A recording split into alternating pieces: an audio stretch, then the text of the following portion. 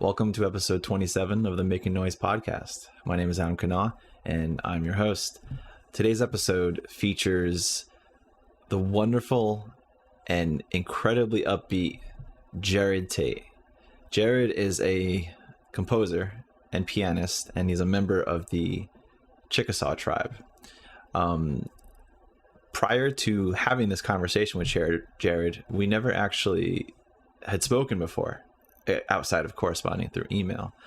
And right away, once the conversation got started, it was upbeat from the beginning. And that positive energy and attitude maintained throughout the entire hour and a half of this conversation. And that is one of the things I wanted to point out, because this is something that I really appreciate and admire about Jerod, is that he's able to take whatever the context of the situation is and tease out any positive elements to walk away from, so that when you do leave, you feel like you can accomplish whatever it is you're trying to do, or things that you were afraid to do, or have some sort of perspective and realization that what you're going through, although you might think is wrong or you're doing things incorrectly, is actually okay. So, for example, when we talk about the process for composing music, he explains how, as a composer, you go through cycles of composing. There's periods where you compose for a couple months, and then you might not compose for a short time, and that's okay. We talk about embracing gratitude, how our great ancestors went through such turmoil so that we can experience the amenities that we have today, and how fortunate we are to have that. He talks about his Chickasaw identity, his identity as a Native American, and we talk about the language, which is really interesting. He talks about his family. His father is a judge in both Native American and American law. His mother is a choreographer and gave him his first commission to write a ballet. We talk about the superpower that each person has. That's a really fun conversation. And there's just so much great advice and insight in this episode. I think you'll walk away with and feeling pretty optimistic about things. And one final thing I want to mention is that the podcast, since I've started it, it's been operated solely by me. The editing, the production, corresponding with guests, preparing for the episodes and stuff. And so if you have the means and are able to, and if you like what I do, I ask that you consider donating to my PayPal, which will be linked below in the show description. I do hope that at some point I will have enough resources to outsource for someone to do the editing, so that I can focus more on creating the content and quality and preparing more for each conversation. So if you are able to, please consider donating. Other than that, I don't want to hold you any longer, so please enjoy this conversation with Jerod Tate. Let's go make some noise. My name is Adam Kanaa, and I am a collaborative composer. Join me in the search for a career in classical music. This is the Making Noise podcast. So glad to have you on here, Jerod. This is really exciting. This is fun. I'm very grateful for the opportunity to talk about stuff. About being a nerd in music. It's really fun to talk about, man. Oh, totally. Well, even seeing your setup right now, like you have two pianos, one to your left, one to your right. Like, you are ready to go. I love it. It's what I do. I also have a Logitech camera and a Rode microphone, and I've got a laptop here. This is what we do, man. This is my business, so I've got to be ready. Totally, yeah. No, I have so this is a grand I've had since I was 10 years old, that my mom bought for me. We had agreed that it was my last Christmas present, and I was like, I said this could be my last present for life. But that's my Baldwin baby grand that I've had since I was a kid, and it was one of the most beautiful gifts I could ever have. And then this is just one of my recent Rode electric keyboards. It's a USB, and it's a great sound. It's actually, I can take it on gigs really well. Any more of these lightweight 88 key weighted, they feel good to play, and they're just super useful. And this built-in speakers, they actually fill a room. They sound really good. So we're in a really nice time with music technology like this. And so, it's just part of what the gig bag. Yeah, yeah, totally. What a cool gift too. I mean, the fact that how old were you when your mom got you the grand piano?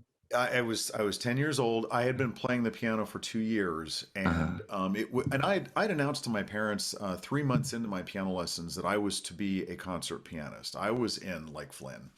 And so I was studying, and I'd be talking to my parents and just other musicians, and it was we had an upright spinet from the family on my mom's side, and it was clear I needed a piano. So we went and shopped around and traded that one in and got this Baldwin. Mhm. And yeah, and I mean, these are lifetime things. I mean, it's my piano. I love it. Then this thing has been all over the country with me. So Wow. So you've moved from house to house and location to location and brought that, every step of the way. That's amazing. pretty much, yeah, yeah. I mean, that's what there's a film I believe about Wagner a long time ago, Mhm. and it showed Wagner moving. Because there was war going on all the time in Europe, and so people moved. Actually, they relocated quite often because of political upstir, And so here he was crossing the Alps with a piano on these skis, on moving skis.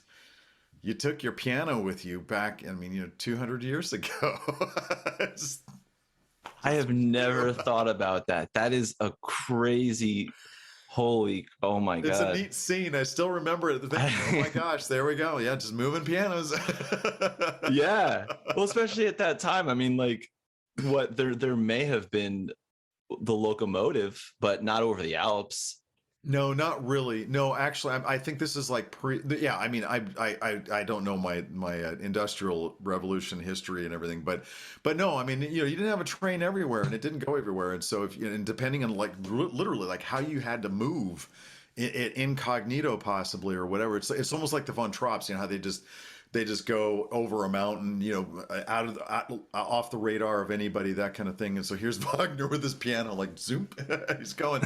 I don't remember exactly where he was going, but I'll never forget that. Thinking, back in the day, and it was on skis to get through the snow. It was on a ski thing, and you just with a horse, and it was the horses pulling the piano. But it's actually once you got it on skis, it's pretty easy to do. That's what they do now. They've got little skateboards for the piano, so the piano goes on its side and you take the legs off, and so it's thin, it can go through doorways and everything, and there's a little like skateboard type thing, and it's actually not very difficult to move.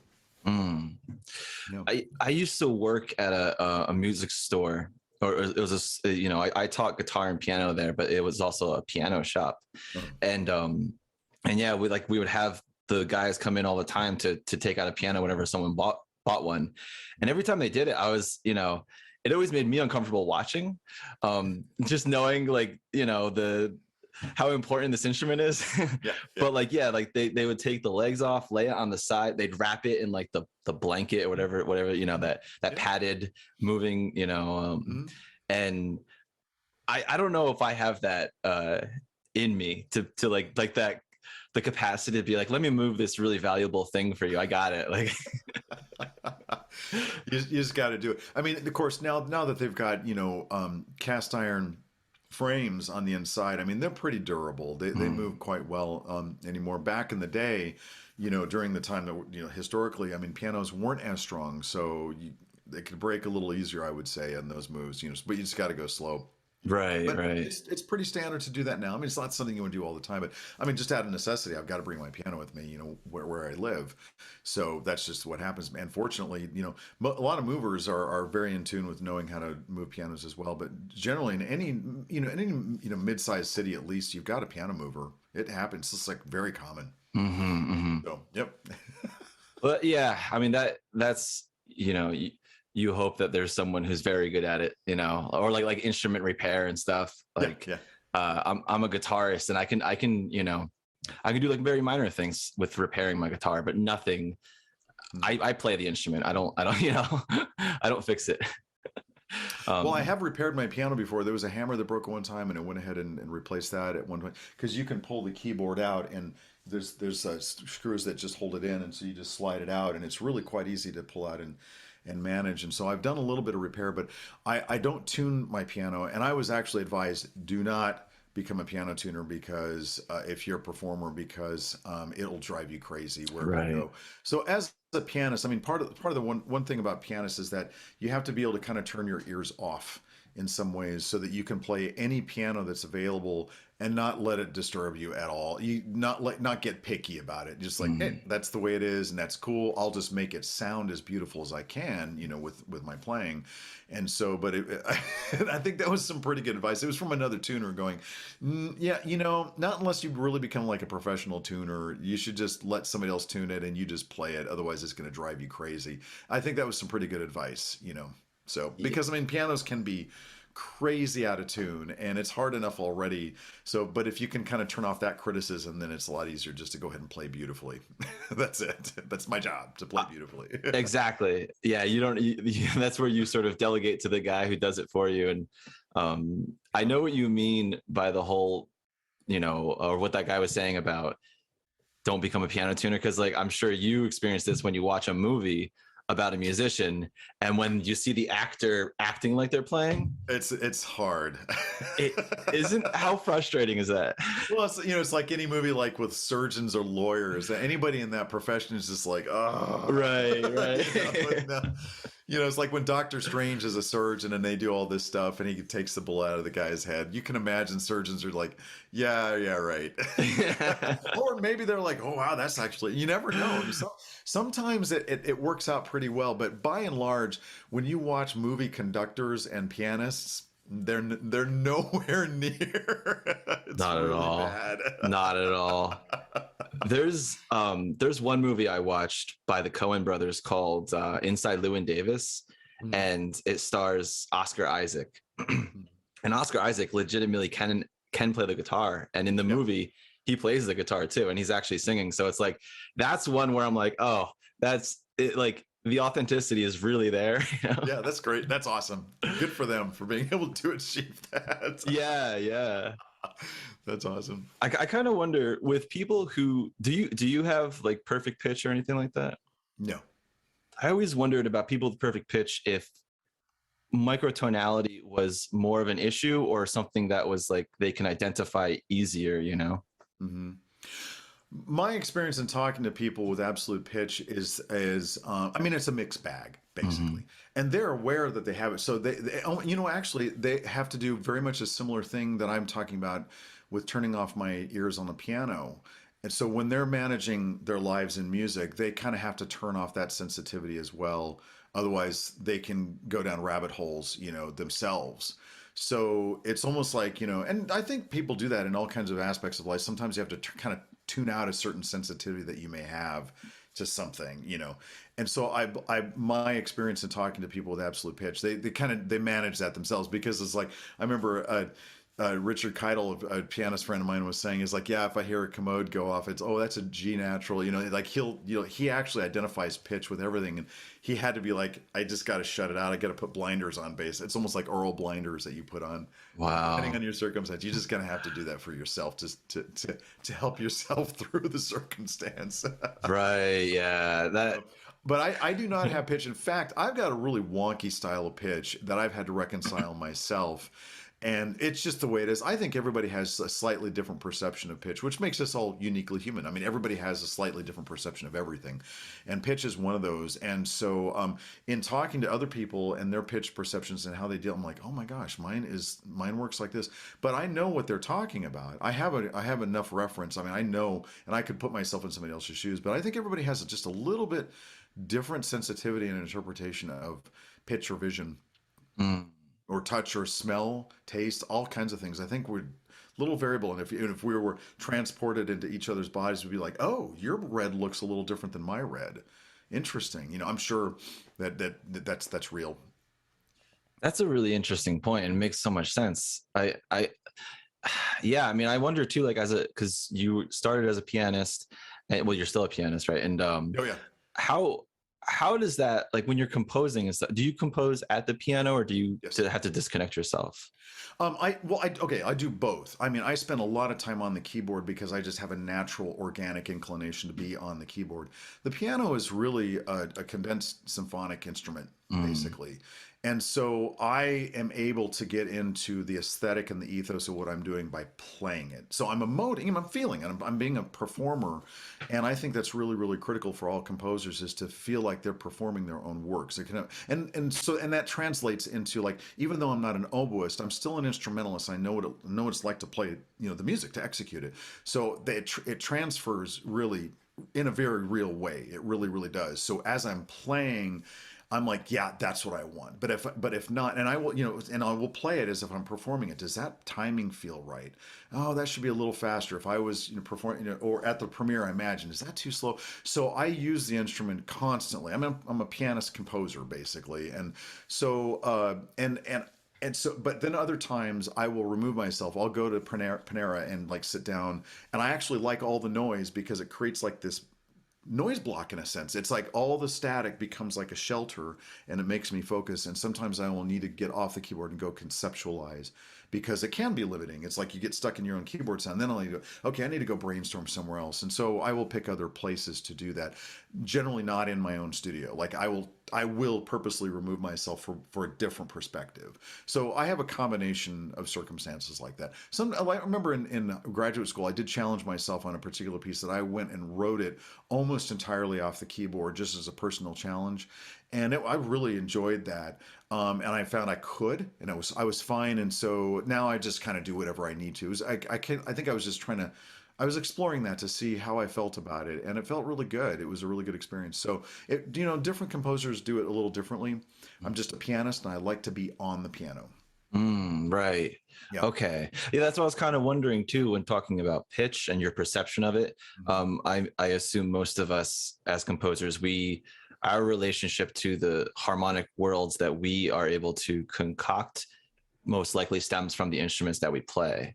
Yes. And so I was kind of curious about how, because you had mentioned that your understanding of pitch is, how you kind of process it or think about it. And I imagined it would be within the world of the piano. Yeah. It makes me wonder. Very much. But at the same time, it's like, over time, I mean, it's like, I grew up also around vocalists and other instrumentalists. I was a trumpet player for 10 years. And so I'm not unfamiliar with all that. But I think that basically, as the more you're around other musicians, also that has a totally significant absorption factor. I mean, that completely informs you and expands your ability to think like them. Just being around them, just organically, it just seeps in to your bones. It really does. And that's real. And that's the way it is with anything, any art or dance, film, anything that you're doing. If you're an engineer, being around them, it's like, it absorbs. Just being around it absorbs and becomes part of your internal canon and very real, Sure. I like that. The internal canon. Yeah. How you kind of like, you're cultivating this what do you call that? Like artistic image in a way through all of that. Yeah. Just being around it absorbs it. Just like parenting, you're around other parents, you pick up all kinds of great parenting skills. Oh yeah. and things you don't agree with also as well. It's the same thing in anything. I mean, maybe I'm speaking much more for myself, but my observation is that when we're around it, we absorb. I mean, we're humans in a physical world, and we live on experience. And so when you're experiencing things, I mean, it's very meaningful. Yeah, that irreplaceable, even. Irreplaceable. It is. You're right. Yeah, I mean, because the socialization, this is so funny that we're having this conversation, because our mutual friend Garrett Hope, who recommended I contact you for the podcast. We had a similar conversation about, well, in that one we were talking sort of like, what was it exactly? The importance for children to have like what was it? Unstructured and unsupervised free play. Yeah. Where they can go off on their own without an adult supervisor there, because there's certain like socialization aspects of being an adult that you learn as a child when there isn't an adult there, right? Or something like that. And so this is making me think about that conversation with Garrett. I love Garrett. He's so universal and holistic in his thinking, and I really enjoy talking to him about that, about like all kinds of things because of his general approach. And you know, that's the same thing. Look, we do this as adults. We're just a, you know, hopefully more formed versions of like advanced versions of children. Actually, as adults, we're constantly spitballing, constantly. And I mean, look, raising children, you're spitballing, and so when you allow them to do what you're doing, you know, I mean, in a way that's not, you know, not too dangerous or anything, you know, then that's really, really critical because you're teaching them how to be an adult improvising, you know, when the stakes are even higher. Right. Yeah. Yeah. Well, I have to say, Jerod, a lot of the time I still feel like I'm 14 years old. So it doesn't. Yeah. It's like I say, I'm, you know, I'm emotionally still, you know, 17. You know, and I look in the mirror and I'm like, well, because I still see myself as like this kid who just doesn't really know what he's doing. Right. Time. And then I look in the mirror, I'm like, that doesn't match how I see him. It's like, okay. There's a huge disconnect there, but I mean, I don't think that's necessarily bad. I think it's okay to keep a youthful stance on things like that. But the fact is that I mean, we're just always in different stages of development and learning. So you know, so as adults, I think it's good to stay humble like that because then we know that we're not always right, and it's always good to be open. I think, you know, that, okay, maybe I think I got this, and yeah, my moral compass is definitely sending me this way. But hey, I got some ears. I can listen to what other people are saying or just what's going on around me. And so hopefully we can teach our kids to do the same thing. But they've got to experiment and they got to mess up too. It's just got to happen. You know, I'm at a stage right now where I tell my son, you must make mistakes. It's imperative. You have to. You know, otherwise you're not going to really understand the difference. And you've got to make these mistakes. He's like, okay. I'm like, seriously, I support you totally messing this up. It's okay. Right. Totally fine, you know. And right now, especially here in a safe place, like, I mean, just all that kind of stuff, you know, because he's got bigger mistakes coming. That's a very good point. Yeah, exactly. I mean, gotta embrace it. Yeah. So start young, get ready for the mishaps that happen along the way. Because it's inevitable. Yeah, yes, sir. I can certainly riddle off many of the dumb things I've done in my life. Yeah, you were all laughing now. It's like at the time, very stressful. Oh yeah. Yeah, no, undoubtedly. And that's sort of an interesting thing too, like with composing, right? Because like our natural habitat is like to retreat in a way. Well, I don't want to say our natural habitat, but like our inclination for solving problems is to kind of step into a room and like, you know, let me figure this out. And that there's a huge antisocial aspect to that. But I like what you said earlier with your composing process, where you sometimes have to step outside of that area to help conceptualize whatever it is you're working on. Is there like, do you have an actual routine with composing where you say, okay, at this point in the composing process, I know I have to step away? Or is it like you feel it out, I'm stuck here, let me go to Panera? I love your beautiful fantasy of having a routine. I applaud you for having that wish. I'm laughing in agreement, Jerod. I'll tell you, you know, here I think one thing that we learn as we get older is that it's important to have a goal and to be okay when it's constantly challenged and broken. And so let me put it this way. There are times when I have to really, really solidify a routine and it cannot be compromised. And there are times that it can, and so it does get compromised. So it really depends on the circumstance, and life is very fluid. And like the last 2 years has been a great example of living life on life's terms. That's a fact. And so so it's important that we have a structure that we know is not always going to work and be okay with that, but still constantly hold on to the structure. You know what I mean? You can't let it go. So it's kind of a funky little coexistence that we have with all of that. But that keeps us on track. I mean, so like deadlines, for instance, are really critical to me because, man, it puts on the heat where it's supposed to be put on. And when I got to buckle down, it's got to happen. So in my life of a composer, there is the creative side and there's the management side. Those are two very, very strong and very real and equally important aspects. of life. And I don't always have the perfect balance nor solution to it on a daily basis necessarily. And so, because you get an email that goes, oh, God, I got to go in that direction, or you get them and you're like, nope, I'm shutting them out. It's like, you know, or I won't check my emails until 2 every day for a while. Or sometimes, you know what, this morning I get up at 4 and just hammer emails for 4 solid hours, so that by the time it's 8 o'clock in the morning, I can actually, you know what I mean? It's like sometimes we got to do that and make those decisions, and hopefully go to bed with that decision made before the next day so you can sleep. Right. So it is fluid, and we do live life on life's terms, with the idea of trying to maintain some type of structure. So like right now, I just moved to a new place. So this is my new studio. I just got this in place 2 days ago. Yesterday was my first day back to work.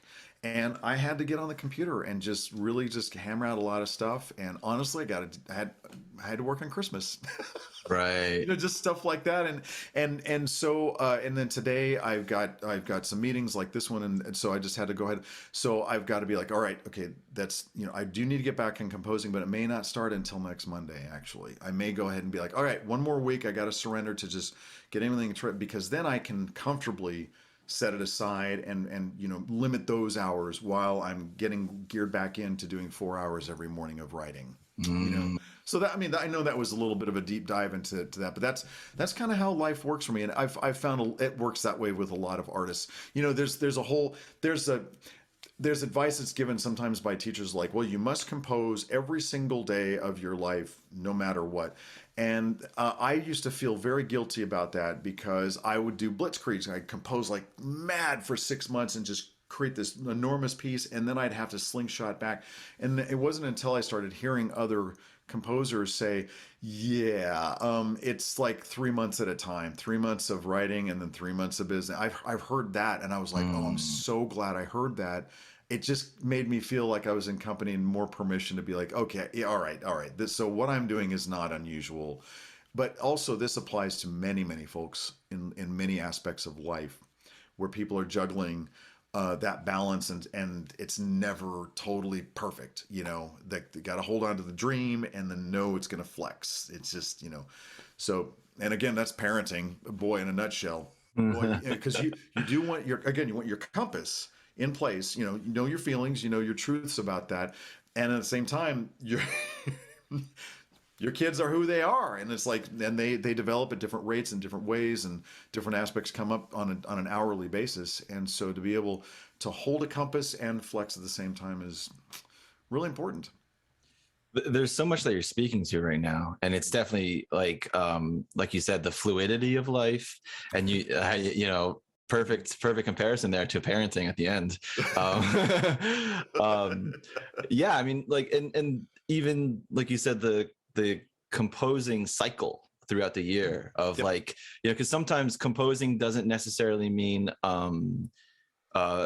manifesting ideas and then writing on paper. Sometimes it's like editing or engraving, or like, Yes. you know, so and during those times it's like, that's a little bit of like I don't know, It's not bad. yeah, It's not bad. It's part of the process, because you are evaluating in a different way. Mhm. You see, so you are, I mean, there's still critical analysis and critical thinking going on, because I mean, look, when I set my score down and I'm getting into Finale or Dorico or whatever, and I'm putting it in, I'm proofing, and I'm reanalyzing, I'm reevaluating what I've written, and sometimes I'll be like, wait a minute, and then I think, take a break for an hour, get back on the keyboard with this part of your music, go over it, and let's just take the time right now, make sure you're cool, and then get back. And I'll do that. And that's because I was sitting down, you know, in the weeds with my own music, putting it onto different instrumental lines. And I mean, as I'm putting every line in, I'm imagining being that player. So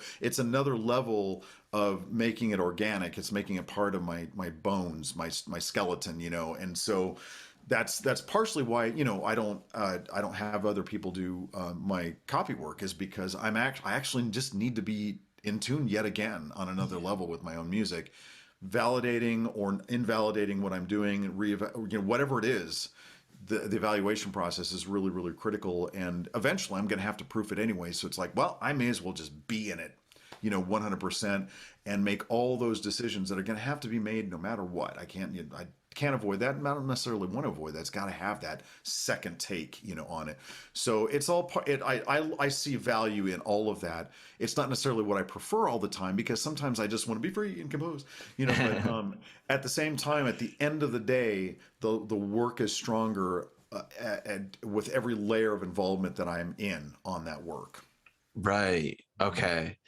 Yeah, that's key. I mean, I think throughout the process, still being in it, because like there's like a level of it's not passion, but like in the early couple stages of writing a piece, at least I've realized for myself, it's like the amount of things I'm thinking about in a single session while I'm composing is like it can go across the board. Yep. Like thinking about the actual material itself, like the literal pitches, or like the concept I'm trying to go off of, or like, and then at later stages, it's like that some of those things are, like you said before, things that you invalidate or might throw away. Mm-hmm. It's like some of those things aren't even there anymore. Right. But you're still you're keeping that, like, groundedness, like connection to it and everything. Yeah. I like what you said about that too, about why you don't have a copyist. Mm-hmm. Was that sort of something that you like came into, or is it just your natural, like, oh, I do it? Well, it was more practical at the beginning because, engravers are expensive. I mean, I'd be charging the same because that's a lot of work. And I've had two scores I've had two scores engraved by somebody else. And I mean, they did phenomenal work, and I'm very, very grateful for that. And I'm also grateful that I learned that I'm going to now continue to do my own engraving. I needed to know what that felt like to have somebody else do it and then proof it myself, and then decide, okay, what's going to work better for me. And that's just me. Some people, it depends on the person, really, honestly. And so I keep coming back to, I'm just going to do it. I'm just going to do it here. And that's fine, so I've learned that in that circumstance. So in those two circumstances, I had the capital to do it, and so I found out, where I stand on that personally.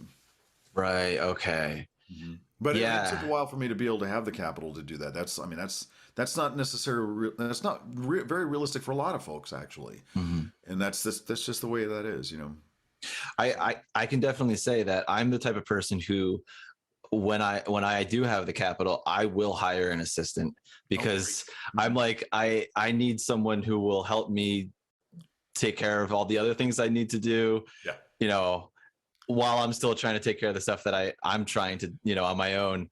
And I know there are composers who hire assistants for different reasons, like whether it's emails or, scheduling, whatever, or like a copyist in a way, like, hiring someone who's in college or something. But that makes a lot of sense though. I'm curious. So like we were talking a moment ago about the cycles of composing, right? Mm-hmm. There's periods where you write for several months, then you step away, and then you come back. Mm-hmm.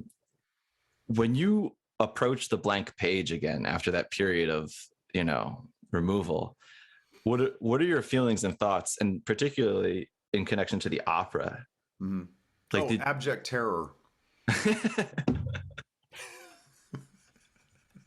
Yeah. That's it. Full stop. I think what your response is going to resonate with every composer. I think everyone's going to be like, I'm not alone. Man, it's just I mean, every new project, I mean, it's like, building a new car from scratch. You're like, okay, I think I remember doing the seats. Do I? It's really funny. Again, it's because, I mean, we're experts in our own field, and so we forget what we know. We're just so into it that it's hard to have some perspective. And that can interfere with your confidence at certain points. But starting a new project, there's different aspects to it. The conceptual part to me is always very exciting. And then when it comes down to getting into it, that's when my, okay, can I, that's almost an imposter syndrome comes in, like, did I write all these pieces? I mean, it's like, why was it this difficult the last time? The answer is yes, it absolutely was. So there are aspects that are, really wonderful and yay, and other that are like very scary at the same time. It's just, I think that's part of any process. I think any software engineer goes through the same thing. Did I code that? Did I actually code that? When did I do that? I don't remember coding this particular. Every composer does that. I mean, I look at scores, I'm like, oh, right, I forgot about this scene. Yeah. I totally forgot about that. I mean, that happens, and I think anybody that's doing anything, it's hard to remember all that, to keep track of it. So, but that's I don't think that's necessarily bad things. It means you're really involved. It means you're really busy in your mind, and I think that's okay. So, getting myself back, there's certain things I'll get myself back in tune with myself and like what I'm doing and all that kind of, and I will actually thumb through some of my old manuscript. Like I have manuscript books that I keep. So like this guy right here. So I have, like, I just print out my own manuscript paper and I bind it. And so I've got like, a whole bunch of these, and I will go through them and go like, okay, I'm just, just to spark my own creativity in my own, ethos basically. In my like I'm redoing that. And so I'll go through and I'll also remember, oh, that's right, I was going to use that and I didn't in this particular piece. You know what, actually that might work in this. So I will do review of my own work sometimes to be like, just to kind of remind myself of some certain things that, I wanted to be reminded of. So, I'll do that as well. But restarting a new piece is always a little difficult. So like with the opera, it actually has been an interruption because we actually decided to postpone the premiere and we all had to take a pause from it. And so now I'm just about to get back into it. And I'm a little nervous because there are certain things I'm going to look at the page going, what was I doing? Then I have to be like, just breathe, Jerod. It's gonna get, it'll come back. And I have to trust that a lot. But that's just a part of accepting life, living life in life's terms. Like, okay, that had to happen. That's totally cool. Nothing's going to be destroyed. You're still the same person who's going to create whatever it is. And that's fine, and so don't get too, caught up in yourself about like, oh, but it's not going to be exactly the way it was necessarily if I had conceived of this 3 months ago. That's just normal. You just got to kind of live with that. So I guess it's just kind of more to that, just being fluid with it, So if you don't want, I'll tell you about this opera if that's okay. Please, I'd love to hear about it. Okay, so just really quickly, actually, just because people are listening, I haven't really explained who I am. Yeah, what I do, where I'm coming from. We just started talking about music, which is fine. That's really cool. But I am Chickasaw Indian from Oklahoma. I was born here in Norman. And my background is this. My father is Chickasaw Indian from Ardmore, and he lives inside the Chickasaw Nation boundaries. I live in Oklahoma City, which is just a little north of the Chickasaw boundaries. And my father professionally was a lawyer and a judge. And so he was a tribal judge and a special district judge. And also, he's just worked in Indian law his entire life. And in fact, my dad is author to our current Chickasaw Constitution. All American Indian tribes, we all have our own constitution that works in tandem with the United States Constitution, which means we have two citizenships. We are citizens of our own tribe and the United States of America. So I am Chickasaw and American. And so, anyway, my dad is author to that constitution that my tribe lives under right now. And so he's a very important historical figure tribally. And so also dad is a classically trained pianist and baritone. So I grew up with my Chickasaw father playing and singing classical repertoire in the house just regularly. And he's been in theater. I mean, he still performs for his church. He still cantors for his church. He's 82 now, and he's still very involved. And he's been involved in theater his entire life. My mother, Patricia, was Manx Irish, from the Isle of Man is where her people came from. And she was born in Nebraska. My parents met in Oklahoma, and my mother was a professional choreographer and dancer. So between my two parents, I grew up in an enormous amount of theater. So I called myself a theater brat. I grew up in rehearsals. And when I say theater, I was exposed to an enormous amount of basically American theater. And we're talking, my experience in American theater was like turn of the century theater last year all the way through the 20th century. And so my big heroes growing up were choreographers, actually, like Martha Graham and Isadora Duncan and Ruth St. Dennis and Ted Shawn, and then we go into Jerome Robbins and Bob Fosse and Alvin Ailey, that kind of thing. So I grew up with a lot of dance world, and so it was also traditional ballet. So I grew up with scores like with Tchaikovsky and Stravinsky and Prokofiev in the ballet world. I was saturated with that. So you can imagine. I mean, symphonically, I was completely immersed in the best symphonic writing ever in history was in these ballets. I mean, I just say that without hesitation. And so, but also these were American pioneers in the arts. And so I feel really great about what I grew up with, because at the same time, American Indians were creating our genre of fine art in all the visual arts, authorship, choreography, film. Now, film is a more current thing, but American Indians and Americans were creating genres of fine art at the exact same time. And by now, we actually have both very strong genres. So people come from all over the world to go to the Santa Fe Indian Market now to buy American Indian artwork because it's world famous as a genre, modern American Indian art, and it's like there's experts on all the phases and who's gone through what and where they borrow from. And all of them are very aware of all the European greats and stuff like. I mean, this is world knowledge, that our American Indian artists have. And so the same thing with American pioneers, like, George Crumb is another great pioneer, Sam Barber. I mean, these American composers were quite intense and quite innovative, as Americans. And so I love how I grew up as an artist and what I was saturated in. Between my two parents, man, I got a tremendous amount of exposure to so much. And with my dad, because we live in Oklahoma, we live in in Indian territory, which has 39 federally recognized tribes. So I grew up as an American Indian, very cosmopolitan within Indian country. So I know a lot of American Indian styles of music and law. I mean, I just grew up in Indian law. And so it's like my sense of Indian country, what I was given by my father was really quite a gift. And so I feel a lot, as both an American and an American Indian, and what's happened historically and artistically with both of those groups. I just really feel very fortunate to be exposed to what I was exposed to. It also creates, I look back and I get excited. I love what I know. It's really cool to know these things and to be inspired by all this and to always look towards the future. And that's a cool feeling. I like being a modern American Indian composer. I just really love this. That's so awesome to hear. I mean, your background and it sounds like from day one, your world was music and theater, right? And you said your father is a judge for an Indian law, right?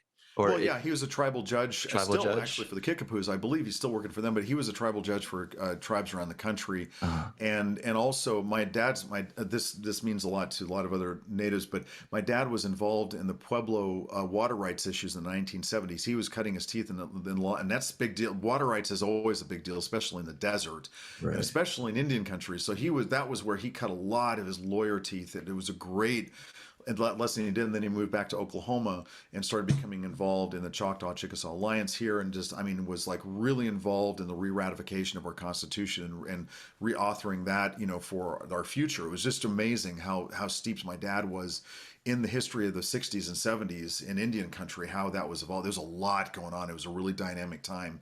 And we are our younger native youth, and me and younger, I say younger, I'm not that young, but we all benefit from the work that a lot of those folks were doing back in the 60s and 70s. It was a really, really robust and dynamic and colorful time. It was really cool. So so I'm really grateful for that. So this opera that I'm doing, Shell Shaker, so I was a piano major at Northwestern, and I graduated in piano, and then I went to the Cleveland Institute as a piano major. My mom changed my life by commissioning a new ballet score from me. She was doing new ballets, and she wanted to do a ballet based on American Indian stories, and just was like, well, you're my Chickasaw pianist kid. You're going to write the score, like any choreographer would think. And I was like, you're out of your mind. I can't write a ballet. And she's like, you grew up in this. What are you talking? And so, we actually kind of had an argument about it. I was like, but it really just, I think the reason is because she tapped into something that really was overwhelming in a very positive way, and I just didn't know how to metabolize it in the moment. So I went back to practicing Brahms and Prokofiev, but I couldn't get it out of my head. So I started writing, and I came to her with the material, and I was like, I think I'm doing this. And she said, and I played it for her, and she really liked the material. So my first commission was from my Irish mother, a score about American Indians for ballet. And so that was my foray into composing. And it just completely changed my world. Basically, my mom, in a really beautiful and innocent way, asked me to be my entire self, a classical musician and a Chickasaw man, all at the same time. And it was like, well, there it is. And of course, that's what I was around. Tchaikovsky's Russian to the core in every possible way. And, you know, it's like you got all these Russian folk tales and all these ballets. I mean, that's like, there it is. Bartók is a really great example. Debussy is a great example. Toru Takemitsu, you know, it's like Chinri Ung. And of course, our American composers like Samuel Barber and George Crumb and Charles Ives and Henry Cowell. These are very ethnically and nationally identified composers. I mean, they know who they are, and that's how they wrote. And so there it is. It was done in history. And so here I was given this opportunity to express American Indian identity in the classical fine arts and music, and symphonic music. And so I embraced that just like I do when I was a pianist. I was like, when I started piano, I was like, I took it very seriously, and I was in. And when I started, I composing, I went back to the Cleveland Institute and added composition to my degree, and I then announced to my family that I was to be a Chickasaw classical composer. And I had had tremendous support from both the classical and native communities when I'd written the ballet was called Winter Moons. It's actually on my YouTube website. If anybody wants to watch it and listen to it, they can watch it on YouTube. I gotten all that support, and people were like, you got to do this. And I was like, I don't know, I got to really think about this. But after thinking about it a while, I made my decision. And so that's what I do. So the reason I'm saying all this is because this opera is kind of a current culmination of all that. It's an opera about one of our very, very important Chickasaw legends of how we acquired our shells for our shell shaking percussion. Our percussion is turtle rattles. That's our main percussion sound. And there's a whole beautiful story that goes with this, a very typical, archetypical hero's journey that, you know, that Joseph Campbell would have articulated. And it's just and it's very important. And it's also sung entirely in the Chickasaw language.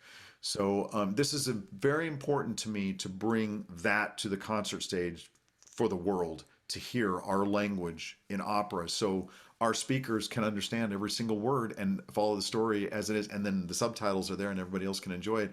And then I love expressing legends. I like things that are universal, that everybody can go in and get in, just like you're watching Star Wars. Mm-hmm. Everybody can watch it and go relate to that journey, that human development and discovery, that kind of thing. I love legends from the world. I love the fact that humans have stories. It's critical that we have stories because we're expressing what it means to be us and to be alive and to be experiencing life on this planet. So those kinds of, to be able to express legends like that, to me is very, very fulfilling. This sounds like it's going to be a really, really exciting opera. I hope so. Yeah. We'll see. The judges will have their time. So I'm doing the best I can, and I'm very critical. I've got Tchaikovsky on my shoulders, you know. Yeah. Going, hey, buddy, how you doing? Well, I think we can make the argument too that he has your back. I hope he will. As long as I'm applying myself with the highest integrity possible. Yes. Mm-hmm. Well, you definitely are, undoubtedly. I mean, it's cool to hear how like I like the story about your mom commissioning your first piece and kind of like being the impetus behind you composing and taking on your identity and everything like that. Like, it makes me think about Takemitsu, because I think in the early part of his career, wasn't he rejecting his Japanese heritage or something like that? And then like someone, I don't remember who it was, but I feel like someone was like, dude, you should embrace yourself. Yeah. I think that's a very common experience with anybody who's really thinking about who they are. Right. It's part of the process, I think, is to kind of reject who you are, because it's got to be authentic, and you got to come back to it on your own terms in a way that you're being authentic, I guess, is the best way I can say it. So he came back in a very authentic, an amazingly authentic way, in a very genuine way, and his music is just undeniably Japanese. It's Japanese symphonic music. It's just unbelievable. You know, and you can absolutely draw parallels of certain impressionistic influences, you know, from history. Of course you can. That's because everybody has our, you know, I'm influenced by everything I'm looking at in my room or whatever, when I go outside and I look at anything or any sounds that I hear. I mean, I'm influenced by Peter Gabriel. You know, I'm influenced by different pop musicians, and I grew up with, I'm listening to John Coltrane. You know, I mean, it's like there are things about these artists that resonate with me as well. So he has all this influence, but he just had to come back to it on his own terms so that he felt very genuine about it. Right. Totally respect that. Look, I mean, if you take Bartók, for instance, Bartók in the classical world is known as a totally Hungarian person who really codified a Hungarian sound, you know, but his first work sounded exactly like Franz Liszt, exactly like him. And so it's another way of saying he had to work in this way first before he got to here. It was part of his process. And so I'm not going to necessarily listen to what's that first piano work for a piano and orchestra that he wrote. I thought it was Liszt. I thought it was somebody trying to imitate Liszt. And it was Bartók imitating Liszt. But Liszt was another Hungarian, you know, person who was his hero. And so he was going to model that. So another version of that is somebody rejecting that as well. It's just part of that process of how you're working with who's come before you and what, you know, what's all that information that you're born into. We have to manage that and rework it for ourselves so that we do it we come back to it in an authentic way. I think this kind of goes into what you're saying about how you love stories of legends. And like, this is sort of in a way that story of what, a coming to age story almost, right? Yeah, look, his own process of becoming an artist was kind of a hero's journey. You know, he had to send himself out onto another planet and discover and find out what that's like, and then come back, or whatever it was he needed to do. He could have stayed on that planet. But either way, you're right. It's a personal discovery. It's always personal development and personal discovery. I'm curious, because you had mentioned with the opera that it's entirely in spoken in Chickasaw. Is there a name for the Chickasaw language at all? Like how in America we say English, right? So like. Oh, so for Shell Shaker, I'm sorry, I don't remember what the translation is. I speak the language, but I'm not fluent, and I got to be honest with you, I totally forgot what the title is in Chickasaw. Okay. What sort of things about the language could you kind of divulge in? Like what aspects of it should listeners be aware of or something? I mean. I'm not entirely sure how to ask that. I'm kind of thinking about how in Hawaii, there's like 12 letters in their alphabet or something. And there's a lot of A's, I know, like A happens a lot. I see what you're saying. Well, I mean, okay. So, well, first of all, let me fill in some blanks here on the process of the libretto. This is something I do because, like I said, I'm not fluent. So what I do is I partner with Josh Hinson, who is he leads our Chickasaw language division for our tribe. And Josh is an adult speaker, meaning he became fluent as an adult himself. So, which makes him also a little bit modern in his thinking. It's not better or worse. It's just he's modernly learned speaker, basically. So the reason I'm saying this is he feels comfortable stretching the language a little bit for the projects that I'm doing. So I create librettos in English, and then we work together on the interpretation and the translation. So Josh is a very, very critical component of this because he's also making it to where our elders who speak it will be like, okay, I get what you're doing there, and that's cool. And then it's also, you know, so he's just we're a team on these things, and he's critical to this process. So there's that going on. So if that helps, I do that with other tribes as well. So I compose works in other tribal languages that I don't even know how to approach. So I will be in contact with community members who are comfortable with translating as well. And then I create works in other languages as well. So I'm a liaison on the languages, if that makes sense. Right. And I do that with Chickasaw and many other tribal languages. I love it because it's actually how it gets learned. So now I can actually read more other tribes' languages, and I know my language better through my own composing. So, and now my son speaks it more than I ever did as a kid. So it's been like this interesting like funnel with my hidden agenda of like, well, this is a really good way for me to really learn my language even better. So, but also knowing my limitations. So that's why I partner with Josh so heavily. It's like he's the guy. And so anyway, and I just love my relationship with him. It's just so much fun. And we're just buddies. We're brothers, man. It's great. So anyway, that's how that all kind of comes together. So now in terms of listening to the language as a non-Chickasaw speaker, it's like listening to any other language that you're not necessarily familiar with. People will pick up that we do absolutely have consonants and vowels that are more common. So the CH consonant is all over the language. A's are all over like O's are also all over the place.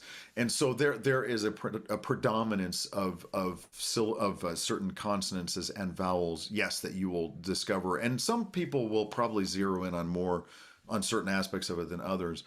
And we do have fewer letters also as well. First of all of our vowels are just one sound. We don't have long and short versions of the vowels. So A's are all ah, right? O's are all O. I's are all like E, kind of like a double E. This Y's are very similar to that. I mean, so we only have one version of each vowel. And then we also don't have like Z or X or J. So we're missing, like, we don't have as many and then we're talking, I say missing compared to the English language. And so one thing that's helpful in terms of reading it, and that is a lot of American Indian languages were translated by English speakers first. So a lot of the phonetics are English based and then adjusted basically, like if you look at the international phonetics, guides, well, a lot of that refinement has come into our current dictionaries and where we're actually constantly refining our own languages in terms of how it's printed. So that's still a bit of an evolutionary process, and some tribes are getting really, really super into the weeds about like really tiny minor adjustments as they consult with more of the older speakers, that kind of thing. This is a whole topic that's just beautiful. This whole linguistic topic that's going on with many, many tribes, and so I just happen to be very, very fortunate to be in touch with some of the folks in my own tribe that are just really on the forefront of all of this. And so I'm connected. And this is my very unique way of being connected with my own language. That's so fascinating. I mean, because you're bringing to that conversation, pun intended conversation, right? Yeah. The artistic aspect of this thing that they're trying to tie down with, like you said, they're the linguists and everyone are speaking with the elders to try to make sure the proper pronunciation of things. And you're the person who comes in and says like, okay, well, let me make that entertaining. Here's an opera, like not that it's not entertaining, but there's a different form of excitement, with well, I mean, I'm coming in from two angles. Again, it's like I'm coming in as a Chickasaw man and as a classical composer. Right. So my desire is to express it how I am. This is me. And so I'm going to express my cultural identity in the Jerod way. And then another Chickasaw artist will express it in their way. And it's going to be a different set of solutions. Sure. Mm-hmm. Yeah, exactly. It's so cool to kind of to see how differently people even within the same group might like interpret whatever it is in their own way, right? Because we're all, at the most basic level, we're all different. We're individuals, right? And so we have a way of processing things and thinking about it. And like, even in the same family, my sister and I are very different in many ways, Yes. That I think that's a really important topic because, I mean, we've got 8 billion people in the world, which means there's 8 billion different ways to be a person. And everybody that is alive is literally their own universe, their own beautiful universe of experience and perspective with an incredibly colorful story. Sure. Every single person on this planet. And so that becomes overwhelming to think about how much diversity there is like that. And then that happens on a macro level like that and also on a micro level. Siblings. I have 4 siblings in my family and we're all radically different and very monolithic because we're from the same family. So Indian country is very similar. It's like, so within all the different tribes around North America, we can feel monolithic. in purpose in many, many ways. And then we go back to also being very, very diverse. And so it's very fluid how we go back and forth. Within a tribe, it's the same thing. We're very monolithic as a tribe. And then we've got very diverse families with very diverse experiences. And I think that's really important to remind us that we flow in and out of those two feelings of feeling, unified and then also very diverse within every community that we're within.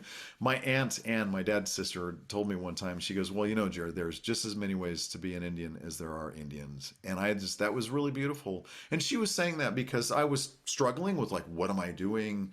What does my voice mean and everything like that? And she said that at a really critical time. And it was helpful to me, not just for myself, but also how I look at my own Indian colleagues. Yeah. And cousins from other tribes. And now I see it as a tapestry of beauty, that we all have our own different native experience that brings beauty to the full tapestry of the whole experience. I love that. And I love hearing about other natives and their experience and why they are where they are, and I just think it's fabulous. It's really, really quite a journey to hear all of the different stories from my cousin tribes and from my own community members. Oh, that's powerful. Wow. I love that. Your aunt, wow, she's like Yoda, like she really is my personal Yoda. I'm gonna tell her you said that. She's gonna think that's great. By all means. I mean, I got so much from that just from you saying it, so but it's a great perspective, though. I mean, it's important, like, and even the way you worded it when you said there's 8 billion people in the world, that means there's 8 billion different ways to be a person. Mm-hmm. Oh my God, I want to, like, stamp that onto my wall or something, or, like, just wake up every day and look at that and be like, that's right. Yeah. I'm gonna be me. It's a fact. Yeah. So, and we're going to have our own solutions. That means, and also, this is something I like to talk to my kid about, is that what it means is that we all have our unique combination of superpowers. So there it is, and I think the way I like the reason I like to think of it like that is because oftentimes we can end up comparing ourselves and judging ourselves based on somebody else's superpower or something like that. It's like the comparisons we're very unfair to ourselves on that front. And so if we can see that, everybody's got their own set of superpowers, I think it's really, really important. Right. That's so true. Also, sometimes we don't choose them. It's like sometimes they're just there, and it's like, well, am I going to embrace this or am I not going to? And that's part of our personal journey. Toru Takemitsu, he had this superpower of being Japanese. So what did he do to reconcile that? He rejected it for a while. And then, then he didn't. But that was, it was lying right there. It's like, well, here's one of your superpowers, dude. What are you going to do with it, man? And again, it's like, we don't always choose those. Yeah. I hope sooner or later someone hears this and makes a comic book about the superhero Takemitsu. The rejection of your Japanese, background only enhanced the power of it. Yeah, it actually did. It's reminding me. There's a comic book made by Aragon Starr, and she made a comic book called Super Indian, and my son loves that. It's like, yeah, and it's like it's got all these different characters, and they've all got their little quirky things, and it's really, really fun. And I love it for Native kids to read, because it's like, here, look at all this diversity. Within just a small group of superheroes, that are in Indian country. But I just love it. Super Indian. And he just loves that. And he's got long hair and like the Superman outfit. It's like, yeah. It's like, yeah. But if we can kind of help ourselves think like, yeah, I'm empowered with this stuff. This is stuff that's like, these are superpowers, and what can I do with this that's unique to, from somebody else? Or I think that's a cool way to look at it. Mm-hmm. I agree. I like that. I mean, it's something that I've realized, like, with my friends and stuff, the things I admire about them are usually things that I don't think I have. Mm-hmm. And I have one of my closest friends who I've known since I was like, I don't know, 11 or 12. He has this unbelievable ability to just sit down with any random person and have a very honest and like enjoyable conversation where within the first 15 minutes of it, they're pals. Yeah. Like, I can't even tell you the amount of times we've gone out to a bar. He sits next to some random person. And the thing is too, he has no reservations either. He'll say whatever. Yeah. controversial or otherwise, Yeah. but it doesn't affect the quality or anything of the conversation. Like the mood doesn't become sour, you know? Hey, boy, we could all learn from that. I mean, what a superpower. It's like, well, it sounds to me like he's really comfortable in his own skin, Mm-hmm. and then is able to be very authentic and connect very authentically with people. I think that's just terrific. What a lesson to learn. I mean, I want to be around something like that, because I could be like, I like that. I could pick up on some of that, But that's what, I mean, what a talent. What a gift. Yeah. And that's what comes to my mind when I hear you talking about, like making a really cool point about the superpowers that all of us have. Yeah.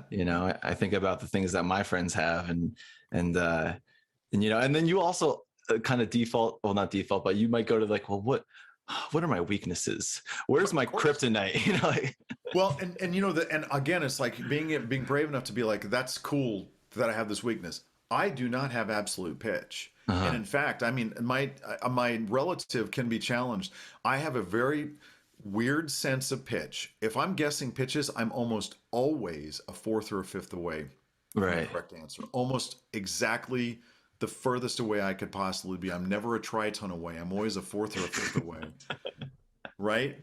But it actually informs a lot of how I orchestrate, because I hear things a very certain way. And I'll tell you, when I was in college, I felt really weak in many, many ways, because, oh my gosh, you want to talk about the time that we're over comparing ourselves to detriment with each other.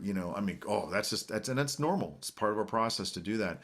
But over time, I learned to realize it's like, no, I hear things this way, and I can either lean into this or not. And I mean, to describe it would be kind of difficult, but I've gotten to know how I hear things in my own Jerod way, and to just lean into that. It's my reality. I'm just like, so I'm going to do it. I also notice other orchestrations, and I'm critical because of how I hear things. And so that's also a normal process, is to be critical. I'm critically analyzing also all the time. So, as long as I don't let it just destroy my life, like, man, that music is not what I think, so I'm going to ruin my day. I mean, I'm not like that, but I go into every single movie, I'm listening to the score, and I'm critically analyzing exactly what's going on. But that's also just that's normal for being a composer, because I'm doing that to myself when I'm writing. So I'm doing it all the time. So I'm constantly in my own, I'm sure chefs do the same thing. I can't imagine what it's like to eat in this world as an expert chef.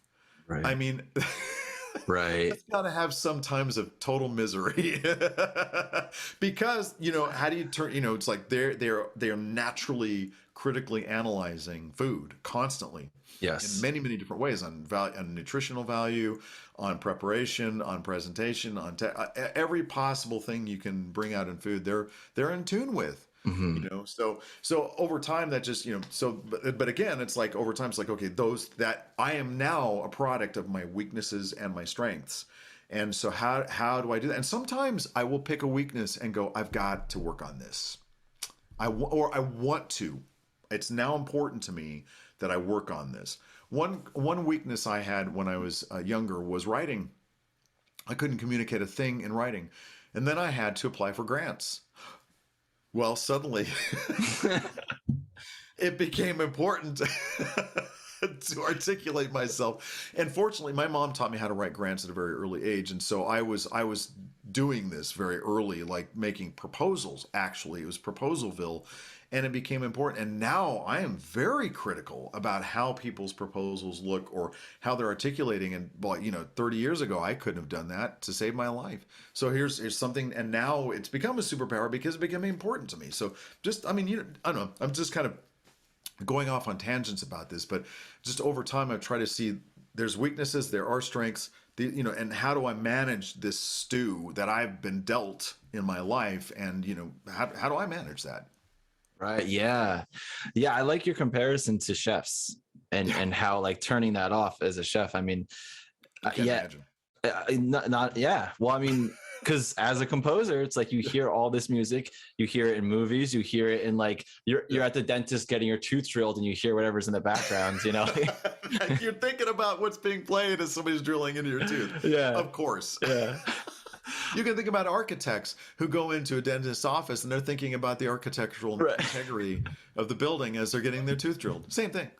Or somebody who's in textiles and they're looking at the vinyl seat cover and they're like looking at all the different textiles around, you know, and how everything is made. It's like, oh, that veneer is like not a great. Right, yeah. Everybody does it. Everybody's got a world playing out, you know, in their mind, and it's just, that's how we interpret everything around us. It's so true. It's so true. Oh my God. Yeah. And you said that earlier too. Like sometimes you have to, or like with people with perfect pitch, how they have to make themselves turn it off, and it's hard to do that sometimes. You know, it's not always a blessing. Mm-hmm. It depends, and then they're managing things too. So it's like, so to covet somebody else's, you know, circumstance is not necessarily a really great solution for anybody, because they've got stuff that they're trying to deal with as well, and it's like, you know. So, you know, just I will maintain, you know, my lawn and be like, you know what, I've been given enough. I'm good. I'll work with it. I think that's a fair point. So we're at like an hour now. Oh, okay. We can talk for a little bit longer if you want to. That's fine. Well, I wanted to see, is there anything, what things do you want to touch upon that we haven't even gotten close to, or is there something you wish that I had asked you, or any interviewer had asked you, that you've never been asked? Well, I think I'll tell you, I do like to address kind of like, I like to talk about the biz, like making a living and stuff like that, and just, you know, addressing that. And, you know, we've talked about our mutual friend, Jerod Hope, and I speak about that man very openly because he came across my life at a time it was just perfect timing. Okay, so for instance, I've been a freelance musician my entire life. I learned a lot of ropes from my mother, which was really, really critical, but also from my father and Indian country. And I could get into exactly why, but the point is that I've thought like a freelancer for a very long time.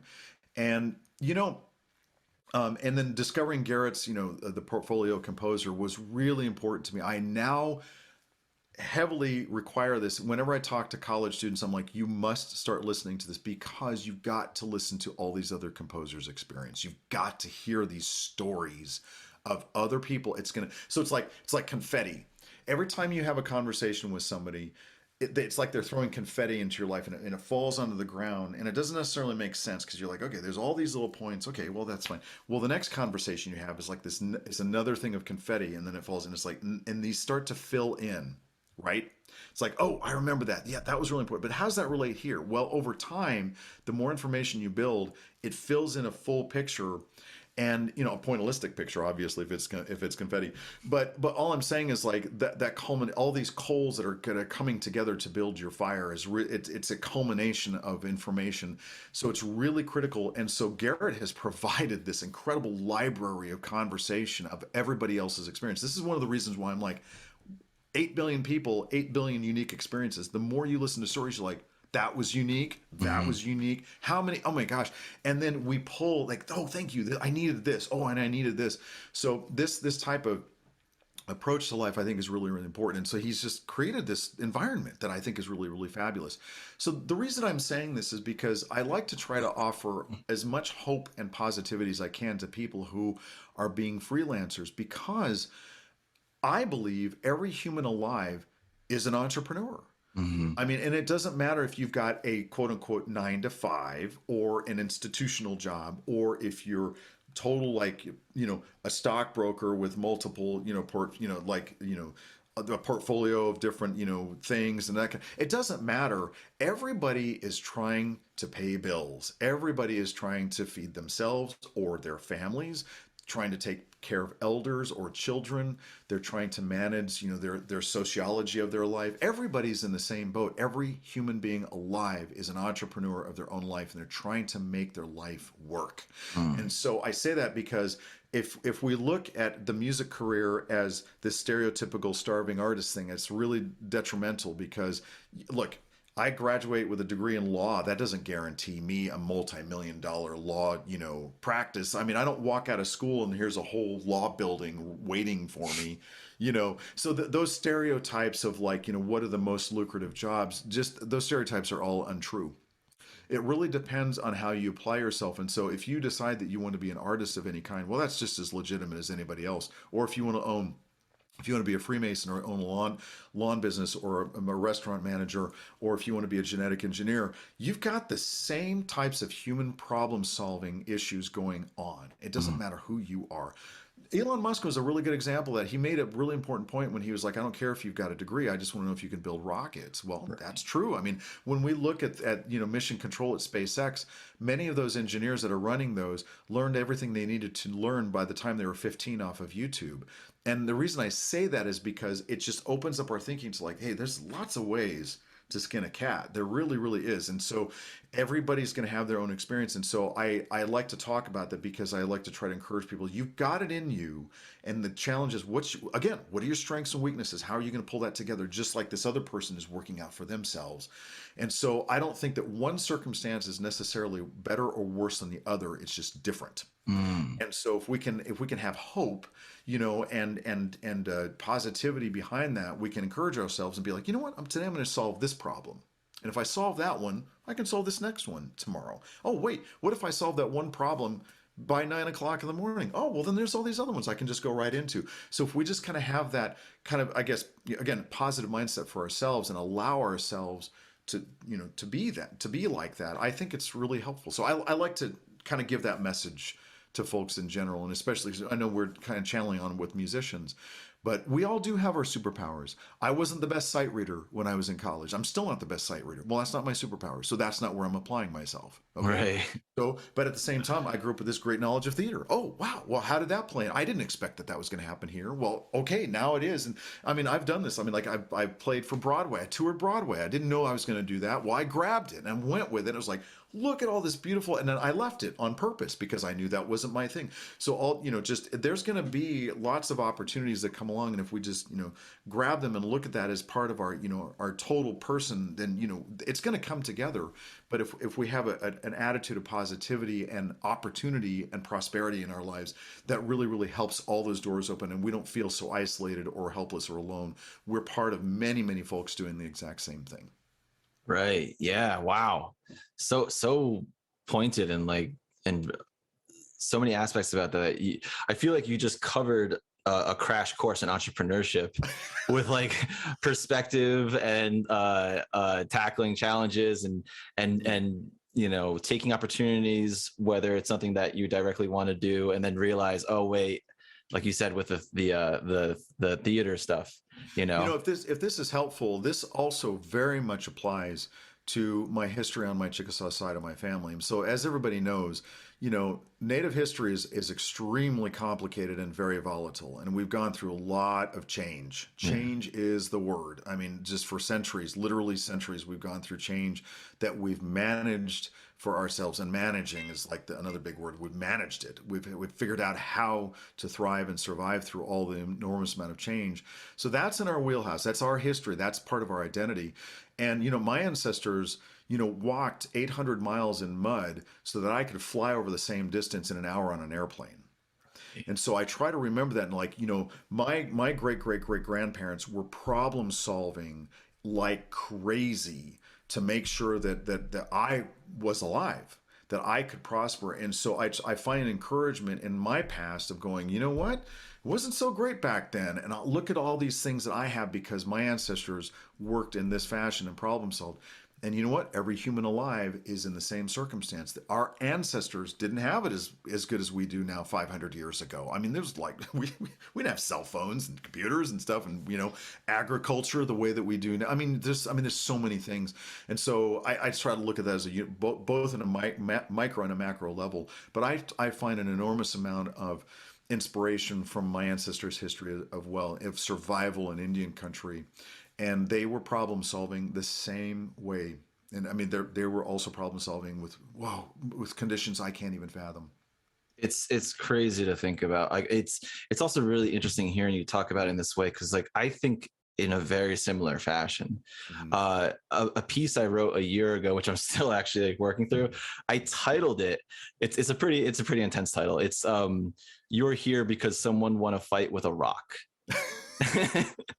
And it's what you're saying, sometime long ago, someone had to get to the point where they had to literally battle someone, and because they won that battle, that allowed you or me or who, all of us today, like we can be sitting here right now having this conversation. I have this heater at my feet right now, and I have coffee and water. Yes. And like even 150 years ago, that might not have been as accessible to the majority of the people, right. If even, all of them. Right. So, well, I kind of a way to sum that up is it's embracing gratitude. Right. Exactly. And, the thing is, it's not a punishment. It's an empowerment to embrace that, because you're allowing yourself to feel good. It's like, okay, hey, you know what?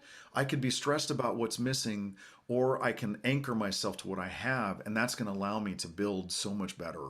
It really is. Yeah. Yeah. What a great, Jerod, you bring such a great perspective to everything, really, man. It's been amazing. I mean, the alarm has gone off, and okay. So I have to go get my kid from school, so that's a good thing. It's okay, yeah. But before we depart here, are there any projects you want to kind of let people know about, or how they can contact you, social media or otherwise? Absolutely. Well, first of all, Jerod Tate is my handle for all the social medias. So you can find me on Facebook and Instagram and Twitter and LinkedIn and YouTube. And so that's easy. Also, my website is jerodtate.com. And I purposely have really intentfully used those as my billboard of announcements of like, this is what's coming up in the next few days. And then they're all archived there. So I've used that as a tool very intentfully like that. So that's where you can find it. And also, I'm very accessible. You send me a message if you got a question about stuff. I do believe as I'm getting older to be available to folks in Indian country and in the classical world, or just any part of the world, anything to talk about stuff. I think it's really important to be available and to be encouraging and supportive of folks who are working things out themselves. So, and people do, they reach out to me all the time on social media, and that's perfectly fine. That, I like the messaging there and everything. So I'm very comfortable with that. So anyway, that's just something, that I'm available to do. But also a lot of my music is on my YouTube channel and also my website, and also I post stuff on the socials all the time. So I'm there. I'm very accessible, and I enjoy interaction with folks. Well, I can definitely attest to that. I mean, my first, our interaction through email and stuff, I've been enjoying every bit of it, and also how you would add little Chickasaw. You would say something in Chickasaw, then the translation for it. And I was like, I really like that a lot. That's so cool. And, but yeah, Jerod, thank you so much. You've been like presenting an array of positivity in every aspect. It's been an absolute pleasure. I really appreciate you being a part of this. Well, I appreciate this opportunity. Adam, you have a great day. We'll be in touch soon. Okay. Definitely. Yeah. Thank you.